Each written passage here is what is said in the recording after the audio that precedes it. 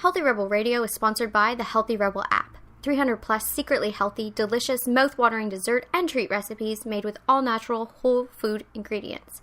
Now available for download on the App Store and Google Play. Find out more details at healthyrebel.com.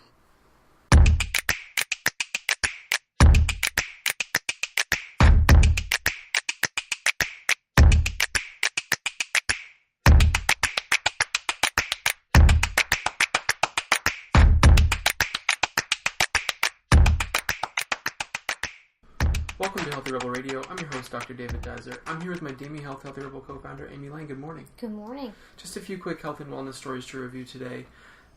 This first story has been popping up on my news feeds all over the place for the last few days, and I felt like we really needed to cover it on the show. It's a study coming out of McMaster that shows it doesn't really matter if you lift light or heavy weights. You're going to get the same types of gains. You're going to develop the same types of strength if you lift a certain way. Mind-to-muscle connection? Mind-to-muscle connection is important, but what they found in the study was as long as you lifted to exhaustion, you were going to get the same results no matter if you were lifting 50% of your 1 rep max or if you're lifting 90% of your 1 rep max. So I guess then the thing in brackets, I would say, is it just would be faster and easier to lift a weight that's challenging for you so that you can get to that place faster. Because if I go out there right now and I pick up 5-pound weights, I can do, 40 to 80 reps. Right. But if I go out there and pick up, 15-pound weights, depending on the movement, I can get a good burn to exhaustion in 12 reps. Exactly. So to save time, it would make sense. The point is, you just want to fatigue the muscle. And, Right, but I don't want people to take this as just get the 2-pound weights and just go forever, because what will happen is people won't do it and they won't go to exhaustion, and then they'll say I'm not getting results, and then they'll be confused, and then they'll be like, well, that's right. If you've ever tried this technique, you know that the feeling of exhaustion when you're doing a light weight, it feels longer. Good, but my gosh, it takes a long time. Yeah, it's what I discuss when we're on the road or when we're traveling and I use the bands. My bands just aren't as heavy. But I use them until exhaustion. But the workouts take longer. The reps take longer. No, it's true. It does take longer. What I do see, and this is the important thing, it doesn't really matter what you do. What I do see with lighter weights is people often injure themselves less. That's a good point. Because you can hold your... It is a fine balance. This muscle, this mind-to-muscle connection that you're talking about, sometimes it's easier when you're doing lighter weights because you have more time to think about it, you have more time to get centered, and you have more time to focus on your posture. It's not the aggressive movements of, say, like the CrossFit where you're not watching your posture when we see such a high rate of injury. Yes, exactly. It was funny, I was driving yesterday by a CrossFit studio, and they were doing like an introductory lesson. And what they were doing was all the CrossFit moves, but very slowly and deliberately. Right. With extremely light weight. Like I saw this large, looked like a muscular man, and he was doing cleans, which is a power move, with just the bar. Right. Learning how to do it. And it's a lot of reps to exhaustion in this class, but doing the protocol or the movement exactly the way it should be done. And that's what prevents injury. Yes, it prevents injury, but you still get a great workout. Mm-hmm. So what we see here, they analyzed people. They analyzed the muscle, and they analyzed like the actual muscle fibers, like there was biopsies done. But they also did hormone testing, and they found that although when you were doing the weights, it didn't matter if you were doing heavy weights or light weights, you still got the same rise in testosterone and growth hormone. But those two hormones, they were not indicative of how much muscle gain you got. It did not matter what kind of spike you got when you were exercising. So the authors of the study coming out of McMaster, they're saying, we have to start rethinking this testosterone growth hormone connection to muscle development. And, sure. But the point of the study was not that. The point of the study was, it doesn't matter what you do. It's so interesting.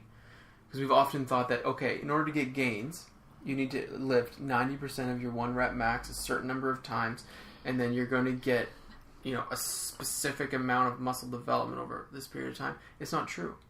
Well, I mean, yeah. I still, if you are looking to build a certain area of your body, I wouldn't take this all the way. That's all I have to say. What do you mean? When I want to round out my shoulders or when I want to round out my butt, I do lower weights, but I also that's when I add in heavier, and I do see gains. So it's kind of hard for me to.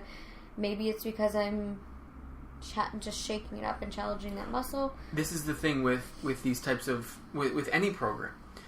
When you're doing a whole body exercise like a functional training, it's hard to get to go straight to exhaustion every single day. You need to switch it up.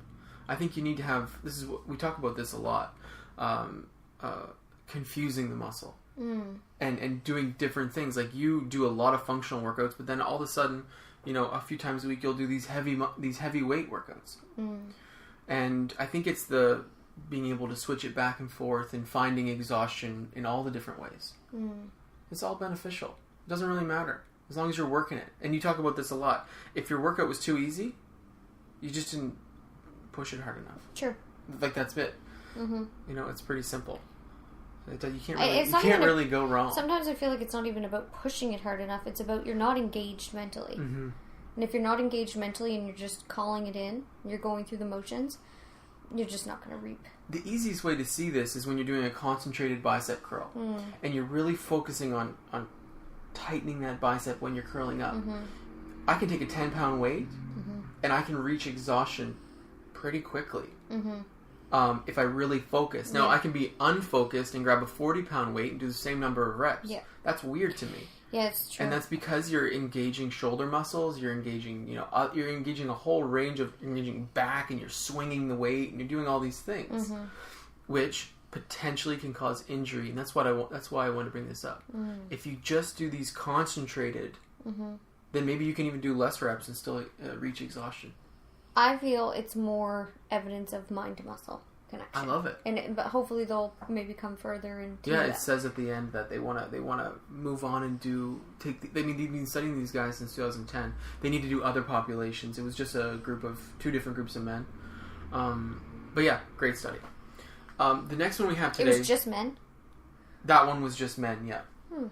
Yeah, it was a small trial, but because they were doing biopsies and things, I think they couldn't do a large one. Anyways, really interesting. The next one is about food nudging. Do you know this term, food nudging? I had never heard it before this morning. But you've taught me about it before, but I don't know that we didn't use this term, but how at grocery stores and things, they put foods in specific areas to try to get you to buy them. Yeah. Eye level for adults versus eye level for kids. Oh, yeah. Versus, what's at the front of the grocery store, what's on the back end. What you have to walk through the whole store to get. Exactly. So it's called food nudging, I guess. Sure. That's the industrial term for it that grocery stores would use when communicating with each other. Okay. The question is, can we use food nudging to get people to eat healthier? Will that work? And a small trial shows that it does. And it's going to start to be used now in cafeterias and buffets and things all over the place. Healthy food is going to be pushed first in certain places. Because it works. You know what? If we're talking about children, great. Because children are... I'm all for it. Yeah, me too. Because I think suggestion with children, especially if they're not getting education at home about healthy choices... Children don't have long-term consequence, thought processes. So it's healthy to, put healthy options just right in front of them. Here you go. This is healthy. But you need to eat this. But when this gets into this adult stuff, I get insulted as an adult woman. I really do.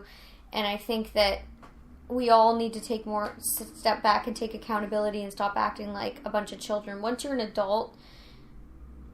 I find it embarrassing that a grocery store is going to try to put healthy stuff out in front of me so that I can make better choices. I find that embarrassing, and I find it ridiculous. See, I don't. I love it. I'm into it. No, I find it embarrassing. If we look at our history, right? Grown people need to make grown choices, and we need to stop coddling ourselves. It's one of the biggest problems in our society. We're looking to blame everyone and everything. And now we're going to blame the grocery stores for how they're stocking their foods. I'm sorry, David. Look at this though. Like let's think about, you know, we used to have these gardens. Like that's how people lived. And in the garden, it was literally only fruits and veggies. I mean, that's what you grew, right? And now we go to the grocery store, and right where that fruit and veggie should be, oh my gosh, a box of Oreos. Do you know what I mean?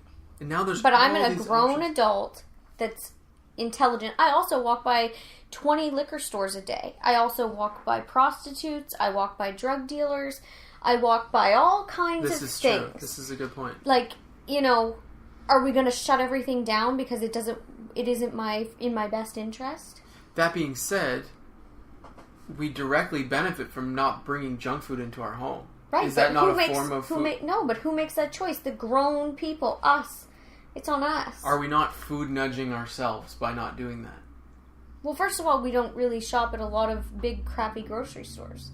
No, I know. But I'm trying to be devil's advocate here. I don't know. You like it because you don't like to be tempted, because if you're not tempted, you don't buy stuff. I just forget about it. Oh my gosh. Like Come on. Because that is your personality. Why not? But like... If there's donuts in front of me, there's a high percentage possibility that I'm going to say, I might like one of those. Oh. Anyhow. Right, but it's on you. It's totally on me. Definitely. You can't blame the person that brought donuts in. Like, this is one of the biggest problems I hear and see. We're just blaming everybody for our problems and just forgetting that, like, we're grown adults that are so powerful and can make so many empowering choices in a day. The interesting thing about this study is it wasn't very powerful. Like, it wasn't like it flipped everyone over to healthy food. But what they were saying was that I think this is one sponsored by National Institute of Health. This was a big one. It's a huge conversation. What they were saying was if everyone just eats one extra serving of vegetables per day, that's not very much. We could have a dramatically healthier population, this could do it. But can I just say something? Tell me. We've never in a time in our lives had easier access to this amount of healthy food and this amount of healthy options. Never in the history of life have there been this many healthy options so easily accessible in life. And right now, we are the fattest and unhealthiest we've ever been in life. So you can't tell me that it's just not available. There's never been so many healthy options. I know, but we have to think about it and we have to plan. That's right. That's right. We have to use our brains. It's like my closet. I've never had so many nice suits, and every morning I have to look in there and have to say, which one should I wear today? What a burden. You know you're making me mad. I feel like you're trying What a burden on my day having to choose one of these nice suits. That's right. Oh, poor you. Whereas this will just make it easy. Oh, this vegetable is eye level, let me grab it. Or, you know what I mean? No. I do not support this at all. I think it's setting humans back and it's insulting to our intelligence. This is a good conversation, though, because it brings up the point of, you know, we're in charge of our own food choices. Exactly. You know, we're talking so much. We're in charge of all our choices. We're talking a lot about advertising for crap food. We're talking about, you know, what's in front of me at the grocery store. We're in charge of what we choose. Everywhere, in every situation. Even a discussion? Why are we retarding ourselves, is what I would like to know. Why are we saying, we can't make empowering choices, you corporate people do it for us? Like, come on. No, I think, like, as a woman, that feels insulting to my intelligence. Like, women fought so hard for us to, like, just have equal, like, to be able to vote and to be able to work and to be able to, like, walk down the street without being sexually harassed. And now I'm going to sit here and go, but please put the veggies on an eye level so that I don't pick something crappy. Come on. No. I'm a grown woman. I get it. There's one more devil's advocate standing here that I was going to say. There's one more. Not a lot of people know that... David, if you say that people don't know about healthy food at this day and age, there's never been so much information. There has not, but not everyone is you know, that's a researching choice. And they don't have to research to know that Oreos are not good for you. Well, what if the Oreos say low fat? David, I'm not doing it. Do you see what I'm saying? Nope. By food nudging, what we're seeing is eye level. So for example, if you look at the grocery store that we go to, if you look at salad dressings, eye-level salad dressings will say low fat, low sugar, good for you, whatever. Then you read the back, and they're much worse than the ones that are down at the bottom. And everybody has had access to the information for the last 10 years that it is in your best interest to turn things around and look at the ingredients. And if you don't recognize the simple foods listed on the back of your ingredients, or if something has 25 ingredients, it's not for you. I don't care if you've lived under a rock, you know that. Definitely. And if you don't know it, you're playing victim, you're playing dumb. You know that game that we play that sometimes I won't learn things so I don't have to do them? That we play? You mean every day? There's certain things in our house that I pretend I don't know how to do. Yeah. So that you do them. And I refuse to learn them. And that's just how it is. I need to learn how to play this game. I think you do. It's called cooking and cleaning. I don't know what to do. I can't do it. See? But that's what that is. That's not taking accountability. That's blaming. That's living in a victim mentality. I'm a victim of the world, therefore that's why I'm whatever. And I really, really want everyone to understand and take their power back. Because everybody's worth it. And everybody's intelligent enough to do this. And everybody's powerful enough to do it. And I want us to take our power back from these big corporations. No, I completely agree. And talking about this victim mentality, I think the conversation is bringing nutrition back to the roots. Yes, that's what we do.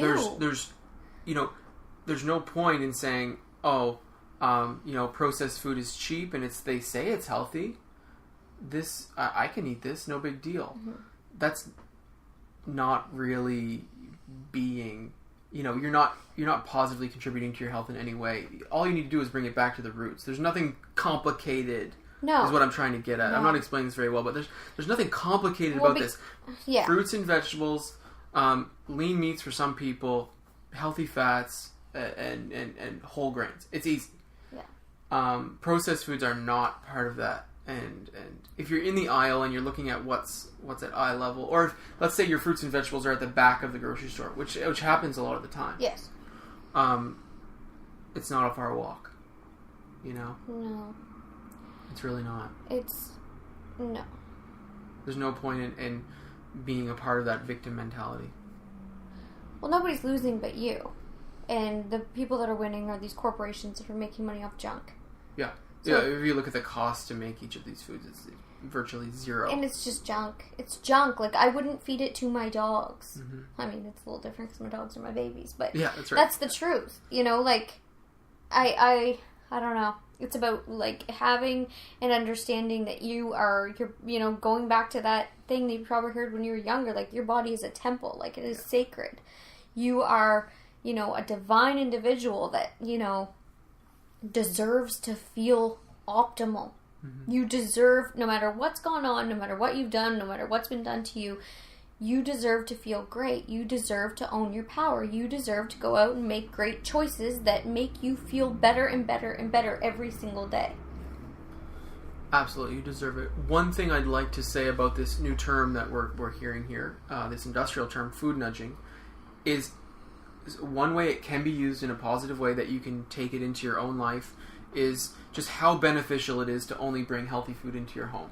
And when it's your one treat a week, when it's your one treat a week or your 2 treats a week or whatever you're doing, whatever your family is enjoying, that's an event.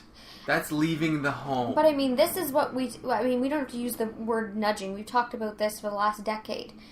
I nudge everything in my life every day. Right now, if you set yourself up for success. If you open the office door, you'll trip over my sneakers. My sneakers are outside this door so that I have to literally walk over them. So I say, put these on and get your cardio done now. Yeah. Right now, I have actually my weights sitting on my breakfast stool so that after you eat your breakfast, I just do my weights. Yeah. I have my journal sitting against my closet. So when I open my closet to get my clothes, it falls on my feet. So I sit down and I write on my journal. I do these things every night. I set myself up. Mm-hmm. And especially if I need a push. And right now I do have pregnancy brain. And I feel like there's some days I go to bed and I'm like, oh my gosh, I don't think I journaled today. Which is really strange for me because it's a practice that I love. So, I nudge anything and everything that I need. If it's my vitamins, I put my vitamins literally right in front of my breakfast. Right. And it's so beneficial to set up your home like this. We don't need corporations telling us what to do or nudging us. What we need is these simple tools at home to keep everything in line. And like I said, to streamline things. In your own best interest. And I do it the night before. Yeah, that's helpful. Which is always... And I mean, I'm sure you thought it was weird at first. Well, you know what? I've always been a planner, and I've always been someone who was overly prepared. Yeah, but you're good with a list. Like, you can just have a list, like, on your digital device, and then you can just activate it, and you can be like, okay, I'm going to work out tomorrow morning, I'm going to do this. Then, with me, if it's not right in front of me, whatever I'm in the moment can really take me off. That's like, true. If I get into answering my client emails first thing in the morning, gosh knows where I end up. You go all the way to noon without even thinking about anything else. Anything. Yeah. Like, sometimes it's like, did I eat? Right. I get really involved. So, Yeah, for sure. That's helpful for you. And sometimes it's just, like I said, like when I'm just off course, I use these nudging techniques to just get myself back on. And then I can, not use them, but... I like it. It's good. Happens. I've got one more story to talk about today, and I think this one is interesting. It's just a natural health, sort of a holistic medicine research article that just came out this morning. It's a study about cinnamon, and what they were looking at was if you're a poor learner, if you consume cinnamon, does that change your ability to learn? And what they found was it actually does. Now, what is that? So, cinnamon in people who are poor learners. This was a... As in they're not paying attention? No, as in they don't retain as well as people who might retain. This was a rat study, but it's good. It's the exact same mechanisms of the hippocampus. That makes you laugh? You know those slacker rats that are just like... Well, you know what? When it comes to learning, maze training for rats is an easy way to study whether someone can learn or not. I'm sorry, it just struck me funny. Oh my gosh. Go ahead. Okay, this study, what we saw was when you consume cinnamon, a specific receptor in the hippocampus where memories are stored is lit up in people who have difficulties learning things. Now, what is that? Is it because it's an antioxidant? Is it because it's a stimulant? What happens is when you consume cinnamon, it's broken down into something called sodium benzoate. And when sodium benzoate hits the hippocampus, this one receptor is upregulated, and then this other receptor, which is a GABA-1, is downregulated. And this simple switch activates the learning center and helps people learn better. Now, what they found was people who are already good learners, like the rats who could learn the maze in one try, it's not like they got better at the maze. Okay. They weren't quicker. So when people who already feel like they can retain information pretty well, cinnamon doesn't do much. But people who are having difficulty retaining information, cinnamon, extremely helpful.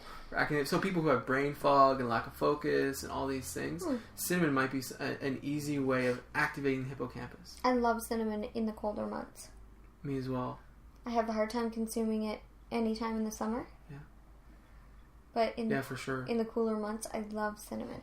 It's great. I mean, there's other research coming out about cinnamon and Parkinson's disease, and we know it's good for other things, but really, brain stimulation, I think that's super interesting. That's very interesting. Yeah, and it's an easy thing you can try. It's very safe. The low dose cinnamon. I know some kids that should put a little cinnamon on their oatmeal in the morning. Absolutely. I'm going to suggest that. Yeah. See what happens. But you know what? These things, it's the most important thing when you're trying something so simple with no side effects like cinnamon is tracking your results. All of a sudden you feel normal. And it's not like you don't write that down. Oh, now today I feel normal. Yeah. What did I change today? Oh, I sprinkled some cinnamon on my oatmeal. Come on. But it is that powerful. It really is. So cool. That's Healthy Rebel Radio for today. Thank you so much for listening and have a great day. See you. Healthy Rebel Radio is presented by the online health and wellness center, DamiHealth.com. Since 2009, Amy Lane has successfully coached thousands of women through her signature program, the Bikini Body Program. Join today to work exclusively with Amy to unveil your greatest yet to be from the inside out. Go to DamiHealth.com for more information. Thank you for listening to Healthy Rebel Radio. Please connect with us on our community pages on Facebook, Pinterest, and Instagram, all at the handle @DamiHealth. For weekly recipes, articles, and all our episodes straight to your inbox, join our newsletter at DamiHealth.com. You can find all the links discussed in today's episode in the show notes. Thank you for joining us, and see you tomorrow.